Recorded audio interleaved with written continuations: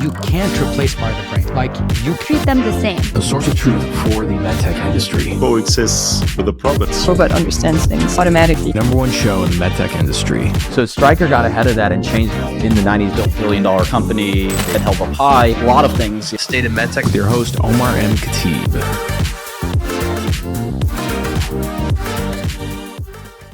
Thank you all for joining us for our inaugural MedTech Growth Levers Live. Oret and I have known each other for a long time. Just small background, you guys know us in different ways.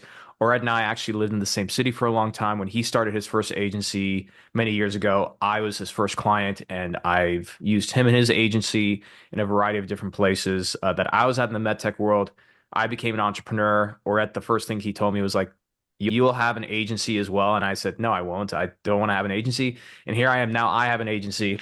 And so, we always stayed good friends and stuff. And so we wanted to put this together to help CEOs, founders, VPs, reps, whoever it might be, to understand what are the different levers of growth, both on the marketing side and sales side to achieve success. So we're always going to cover a new topic every week.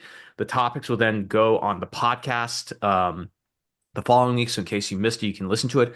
But we only record the first part, right, which is the topic we're going to cover. After that, we stop recording and we open up to Q&A. You can ask about the topics, or if you have a very specific question related to you, you can ask about that as well. We do that so that people feel comfortable and that know that this is like a safe space that they can ask those questions and not worry that is that going to be like published on the podcast. So, sounds good, everybody? So let's go ahead and get started.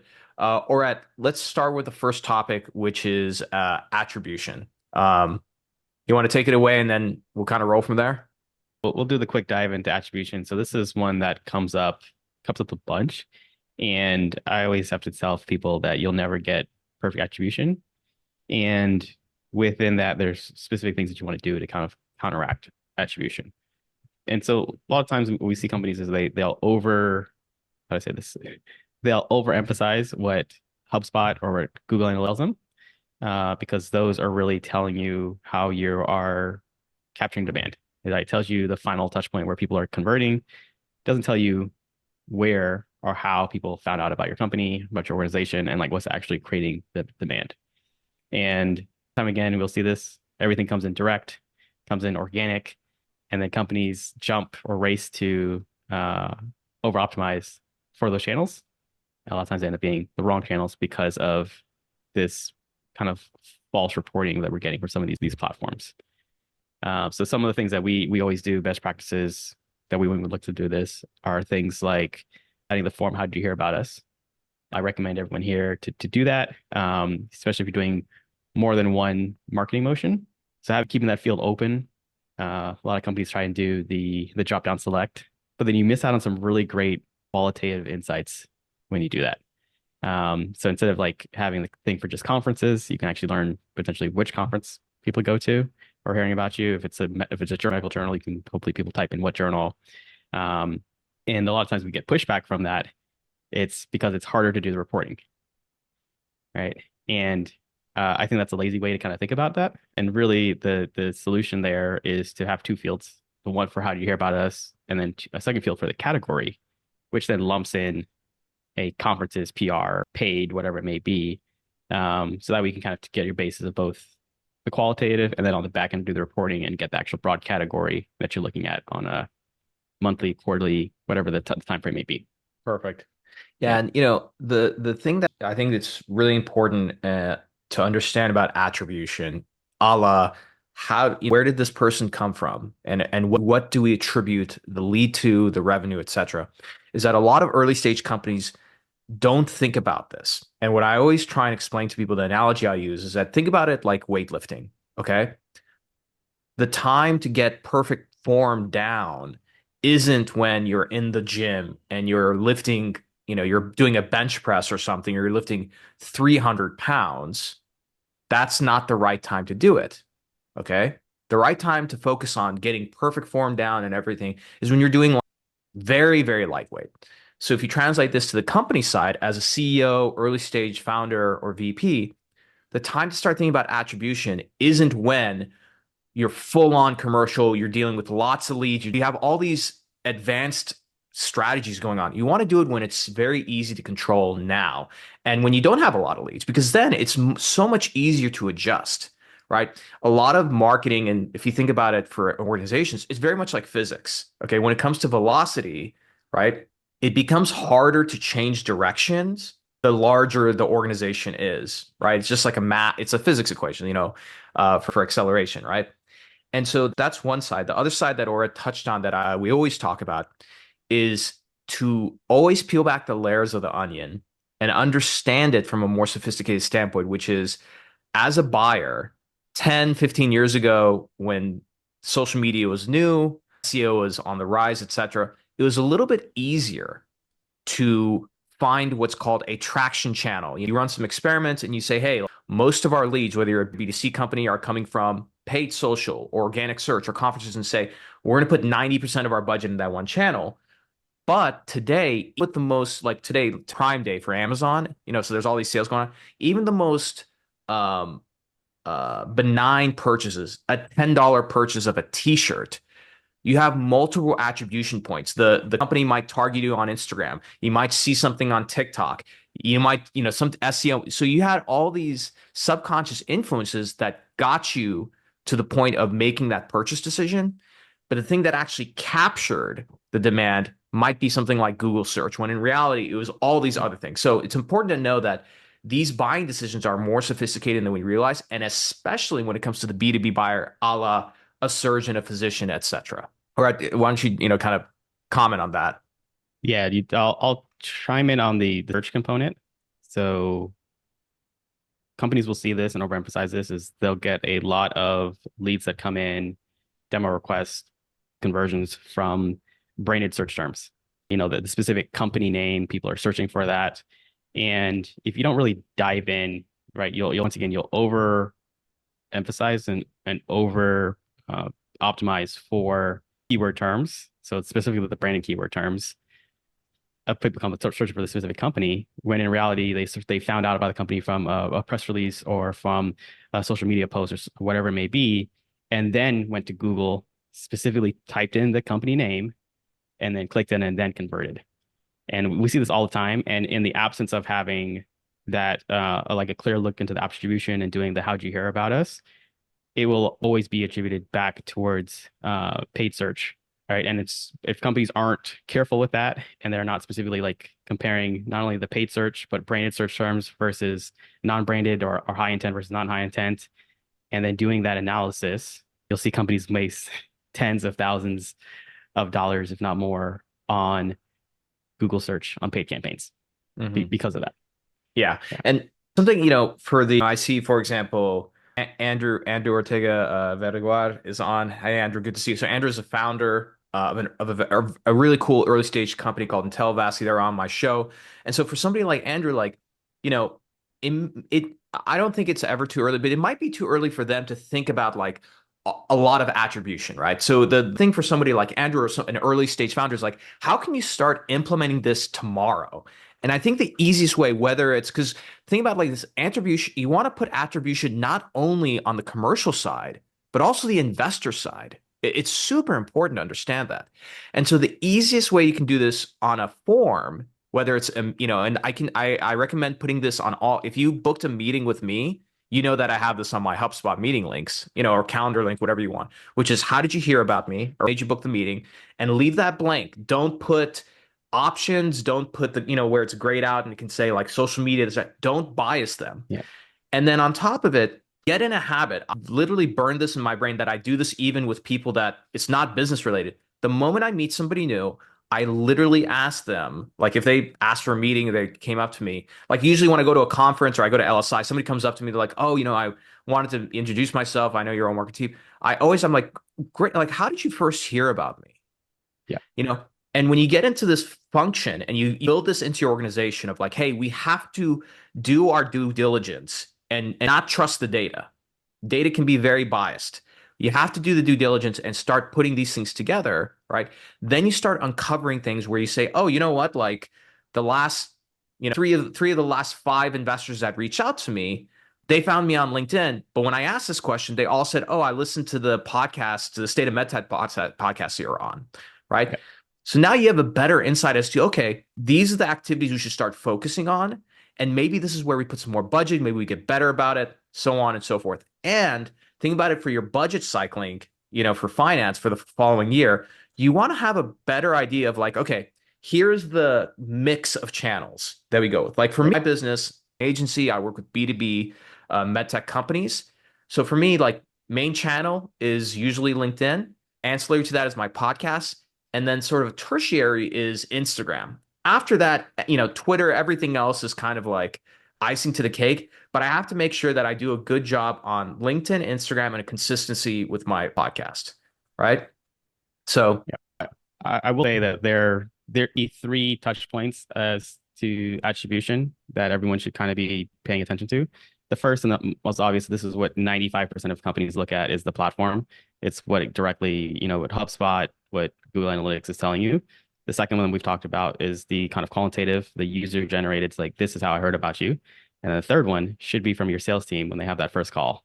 That Omar kind of touched upon is where did you first hear about us? Kind of double people forget, things pop up. So there may be additional insights that you can kind of use all three to understand that channel mix of like what really is driving, what is really creating demand, and where you're capturing it. The capture is pretty obvious because that's just all in platform. It's your demo form, it's your meeting, your calendar booking. The things that happen before that, where the creation happens, gets really messy and unclear. So we want to do our best with some of these qualitative insights to diagnose, troubleshoot, and kind of get some buckets so we have broad understanding of working with. Exactly. And I think the most important thing is just like just like anything in life, you can look at this as starting a family, as well. You want to lay these expectations from the very beginning as a core of your foundation, which is we have to constantly be learning, and we have to be.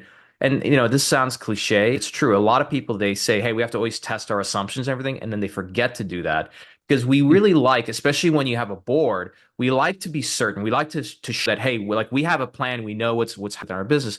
But, life in the market, like it's times, look, the president of the U.S., the former president of the United States was almost assassinated this weekend. Did anybody, see that coming? Maybe. But like, who knows what the kind of implications that's going to have on fundraising, on the markets, et cetera, et cetera. So my point is that like things are always changing. The more that you can carry with confidence into a board meeting and say, hey, like, here's the hypothesis based on the quantitative and qualitative data. Quantitative being numbers, qualitative being how did you hear about us, et cetera. And combining those two things, these are the hypotheses we think. This is how we're going to take action on it.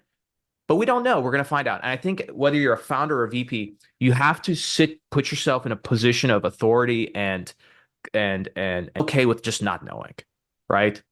And don't let it's easy for me to say this, but I had to tell this to myself many times in the past. Don't let a board member's desire to have like certainty cause you to not tell the truth. Because in the moment it might get you through a board meeting that'll come back and bite you the next board meeting. Okay.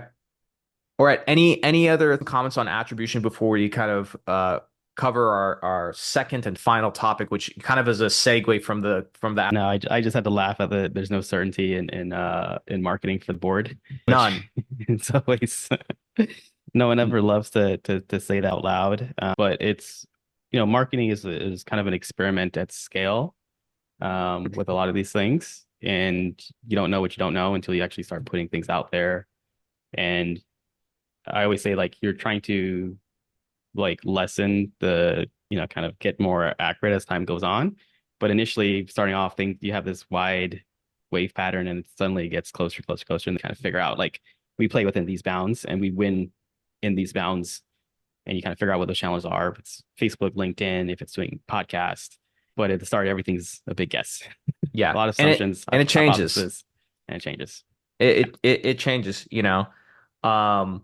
and the last thing I want to say is that for the we have a lot of junior people on this call, which I love. Very happy to see that. So people who are managers, etc.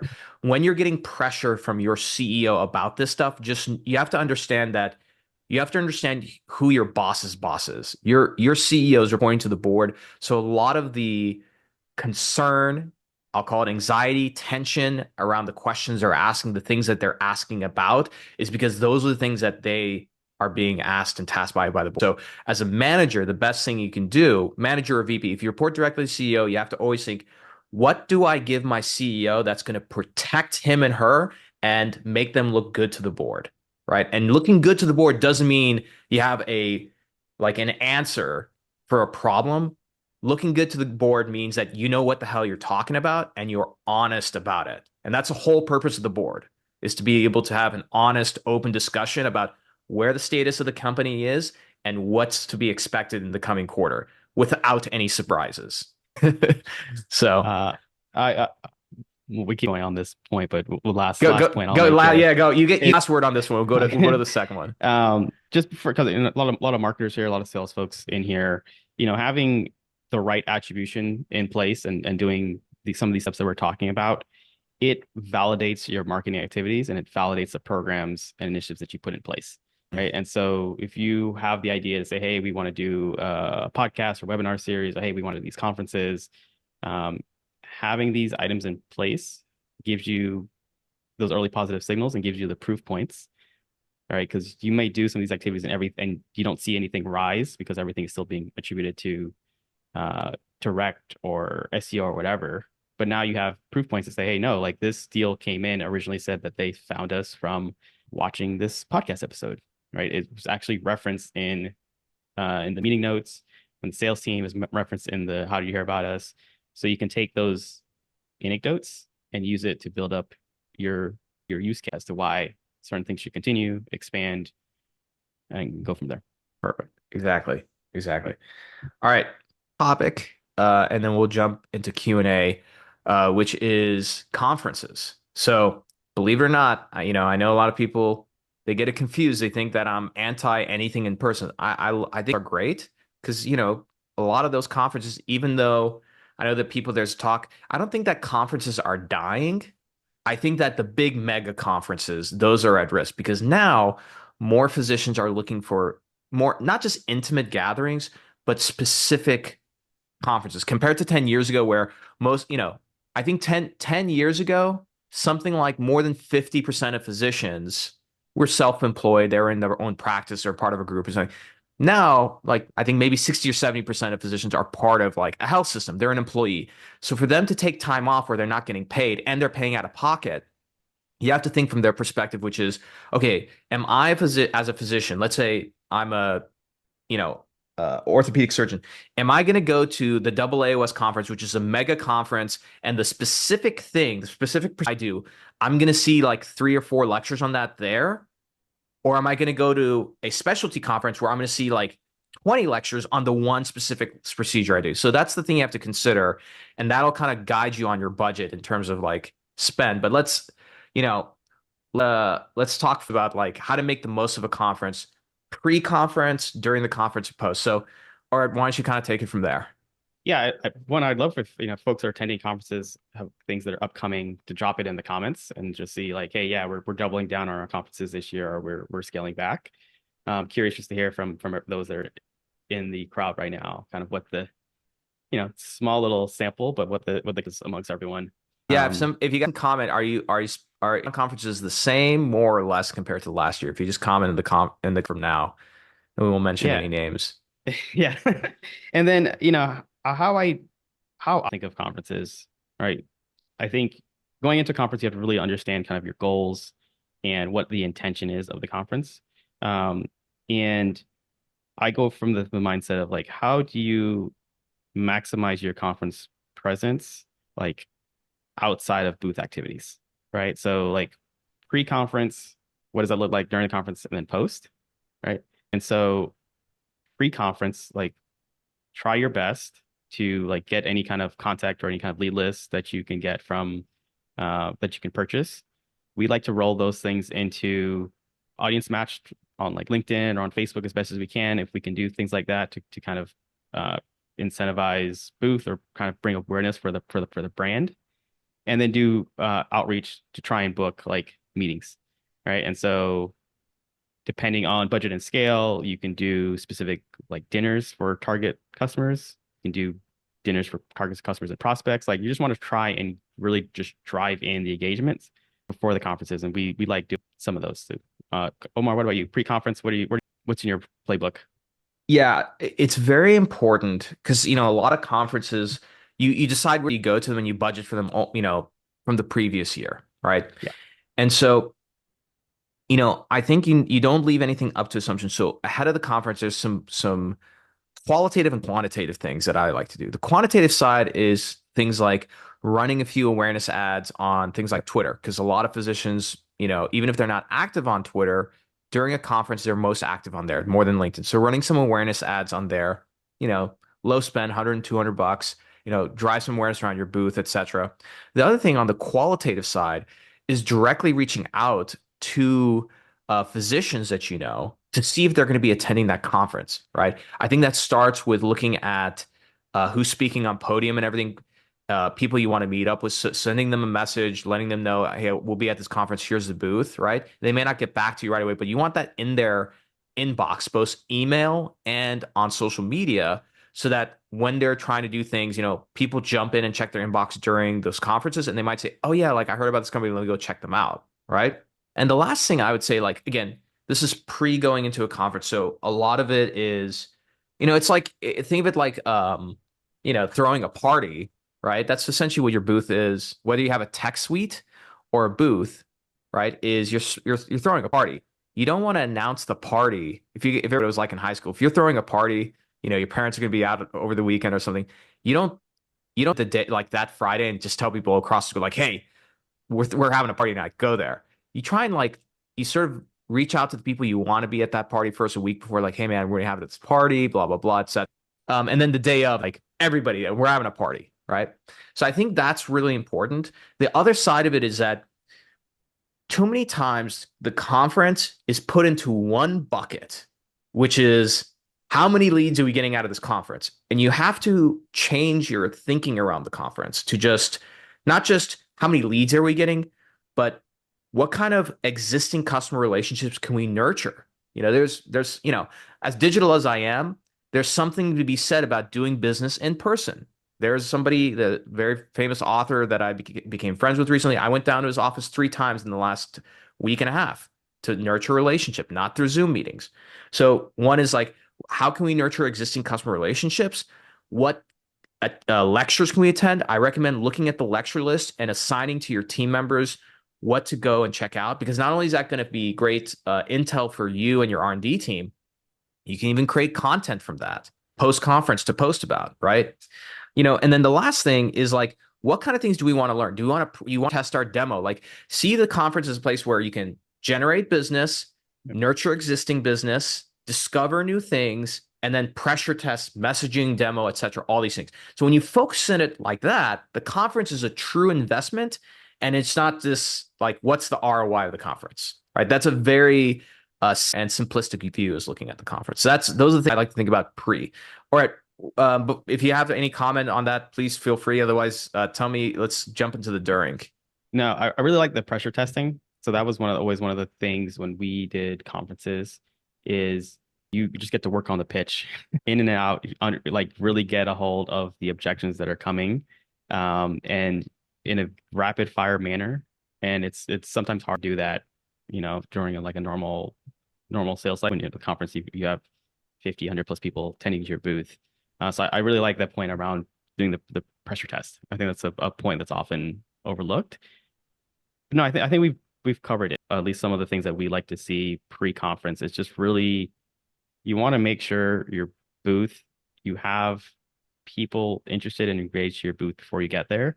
Because while you're there, there's so much, and you're competing against all the other exhibitors. So the conference work begins before the conference even starts. Like, you have to drive the engagement. You have to book the one-on-one meetings, get that personalized time booked on the calendar before you ever show up. That's how you have a successful conference. Because if you don't, it's a chance and luck, basically, right? You're never going to out compete the people that spent $1 million in your booth if you run your little 10 by 10. So you got to do all the work beforehand. Yeah, 100%. 100%. Good segue to do during the conference. So during the conference, couple things that you have to keep in mind. That's in terms of how much you're going to work and execute, those 2 to 3 days that you're at the booth at the conference, that's actually the most amount of time and energy. A lot of people think that you put a lot of effort and momentum going into the conference and you kind of sit back and see what happens.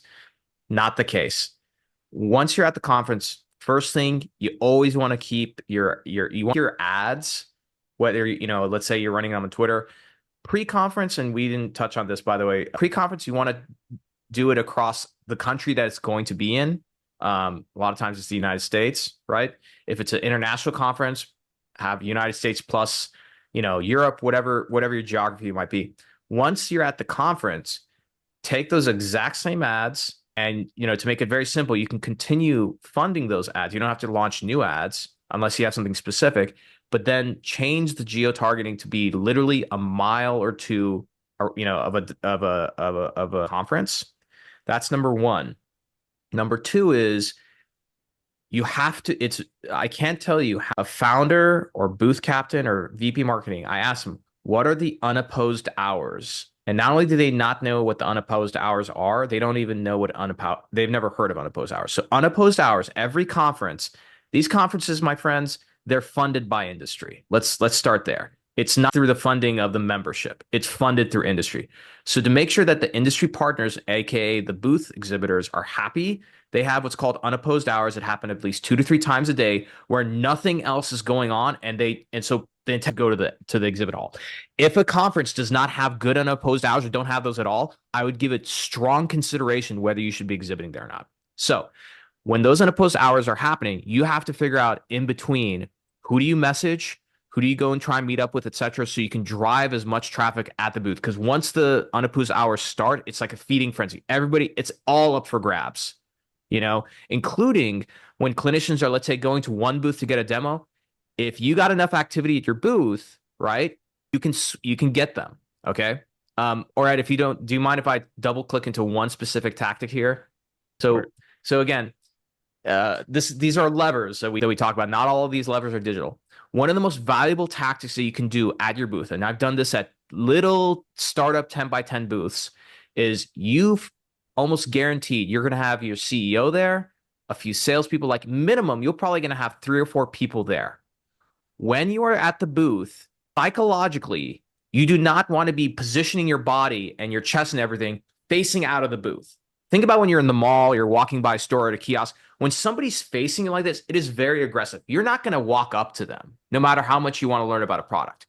You need to get everybody to position themselves and get around the technology with their backs to the people walking by. Are those physicians, are those company employees, etc. And someone needs to be standing right there, even if you're just talking with your peers, ready to give a demo. So let's say you have 3 or 4 people lined up, just around your demo station looking at it. 4th person is at the demo station. You guys could be just chit-chatting, but you need to make it look like something's happening, because it makes it a lot safer for a physician to kind of lean in and just say like, oh, what's going on here, etc., and just come in closer.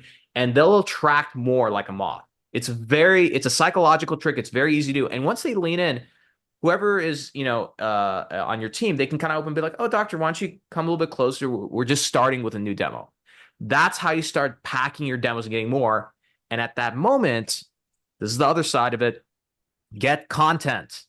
This is the time to take a photo, because now you have bodies in there to make it look like, hey, there's interest in the product. Post that on Twitter and LinkedIn. Post that the following week. You want to start showing momentum. You'll be surprised that when you do these things, you can pay attention to who likes your post, and that's indication that, hey, maybe that's a sort of a light touch. Let me reach out to that physician. Did everybody follow? That makes sense? Though that's, to me, one of the most important things I just described there. If you just get that one thing down at a conference, you'll see a much better improvement.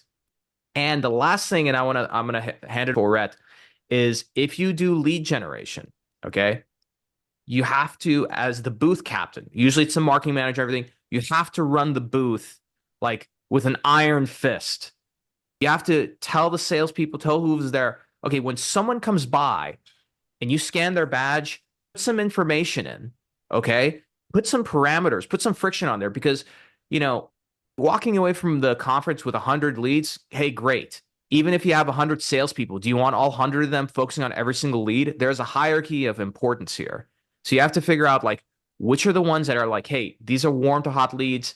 Salesperson number one, go after them. Here are some of the notes versus, hey, these people just came by, they got a demo. They're new to the product. They're more top of funnel. We need to send them some information, maybe nurture them down, everything. Not something sales needs to do. All right, go ahead and jump on there. This No, well, you kind of skipped to the post-conference items, so we'll kind of dive there. My bad. No, it's all good. I'll double down what you're saying about terms of the lead process. Like, I think everyone going into a conference assumes that everyone comes to the booth, everyone that puts in their drops in their business card, like, is a hot lead. And we see companies that say, oh, we went to this conference and we got 100+ leads or whatever. They do the follow-up process, and the conversion rate there is like abysmal. It's 5-10% or something like that. And I think there really is something to be said around really understanding where those attendees are in their buying process. A lot of times they're very early on. This is their first introduction to your product. They are not necessarily like sales qualified leads, right? They didn't necessarily even raise their hand to like commit to the next steps and actions. So really having a strong understanding of like, how do we nurture these folks to actually do get them warmed in, really figure out their needs, the pains and problems that they're having, and kind of take that approach. Because I'll tell you now, the leads that come to your booth, as much as everyone wants to like mark them as SQLs, they're not SQLs. They're MQLs if you're lucky, leads in most cases. Just be very, very cautious of that, because those metrics, going back to attribution, track it very carefully. Yeah, 100%. And again, this is why ahead of time, lining up the expectations of like, what are we trying to accomplish at the conference, or what are we trying to walk away with? Leads are one thing. We want to walk away with content. You should, every event you do, you should have it as a top priority. Like, what kind of content do we get? Okay. Yep. And I need to spell this out for people to understand. The reason why this is important is because every piece of content you get is a piece of persuasive power that you have and leverage with investors, with strategics, with physicians. Okay. You can do a lot just with some in-person content that is going to move your company forward more than even having like a big KOL in your pipeline. You'd be surprised about that, right? I think conferences are some of the best sources of content.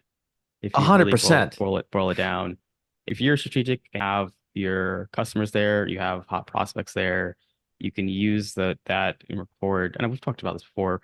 Record just very simple, like, first impressions of the product, right? And get kind of the kind of unsolicited fan advice. Do whatever you need to do on the legal side to get permission, but those assets organically, you can use them as paid content. You can use them as sales resources on the back end post conference. But use that as content. Right? You shouldn't walk away from no marketing team should walk away from a conference without having like just a bankroll of assets on the back end. Yeah, and something I want to touch on, like, our industry, we are 10, 20 years ago, when social media and all this stuff didn't exist, it was more important to get like one good quality, high production piece down, because that's what you use and leverage. It's not enough these days, right? Yep. And so even with the sales team, I tell the sales member, like, look, in the world of social media and digital persuasion, nobody knows what anything is. If you're like, I tell salespeople all the time, hey, if you see us who's really well known, who you've followed them in their careers and their public, and they're just not a good customer for us right now. Whatever, I don't care what it is, go and introduce yourself, take a photo with them, say like, I've read your papers, I like this or that. Do you mind if I post this and just share like with my and tag you? And I've never in my like decade of doing this, I've never heard a physician say no. You post that, guess what that does immediately?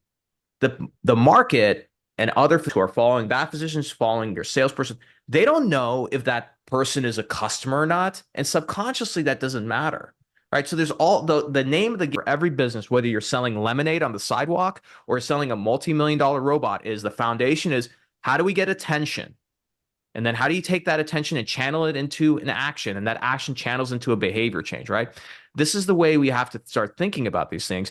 And Oret and I, we talk about this all the time, which is some of the best campaigns we've seen are like low budget stuff. Like when you're at the booth, you should be really good at taking those photos, asking the physician, they don't need to sign a legal document or anything. Hey, we're going to post this on our Twitter. Do you have a Twitter handle? Do you mind if we post it and tag you? Yes, they're going to retweet it. Those retweets, we did this for many companies in the past. You can get like 4 or 5 of those worth their weight in gold. You got to get in a habit of, putting more emphasis on creative and being fast to put this stuff out because the half-life is very short and you want to get learn. So you might put out 5 of those photos with different physicians who come by your booth for a demo and you look at them and be like, oh, wow, like this one physician, we got like 10,000 impressions from this one post. Maybe that's somebody we should talk to do like a webinar on a specific topic. They don't have to be a customer, right? Again, the game is how do we get attention? If you don't get attention, I don't care what your product does, you're not going to be able to get people to buy it. Make sense? All right. I want to give you the final word on this, and let's. I know because we did a little formalities at the beginning. Yep. Let's jump right away into the Q&A. We're gonna have like about a solid 15 minutes of it, so we'll get through it quickly. But go ahead, have the final word, and then we'll open up to Q&A. My final word is, this is a race for attention. That's what we're all trying to do for our products. But then it needs to morph into building trust. I think if you're able to get that 1-2 combo, the social helps, the content helps, the attribution, all that stuff helps. But that's really kind of the loop that we're trying to build, is attention to trust. And then you can make more sales, sell more devices, get more products on the shelves, whatever it may be. It's that feedback loop. Absolutely. So with that, let me, and by the way, for those who are listening on the podcast, we want to thank you for listening. If you're interested in joining our live weekly calls, check the show notes below. We have a registration for that. And we'll see you all next time. Thanks for checking out this episode. If you want to do me a big favor and join so many other people who have helped grow this podcast, take a second and look below. If you're on Apple, give us 5 stars and write a short review. If you're on Spotify, just give us 5 stars. And if you're on YouTube, hit the like button. And most importantly, if you can, subscribe. We release so many different episodes that you may miss. Be sure to subscribe and turn your notifications on. You get extra points with me if you subscribe across all 3 channels. Thank you so much. And if you felt like this episode helped you, send this to somebody who'd really enjoy and appreciate it. Share and spread the love. We'll see you all next time.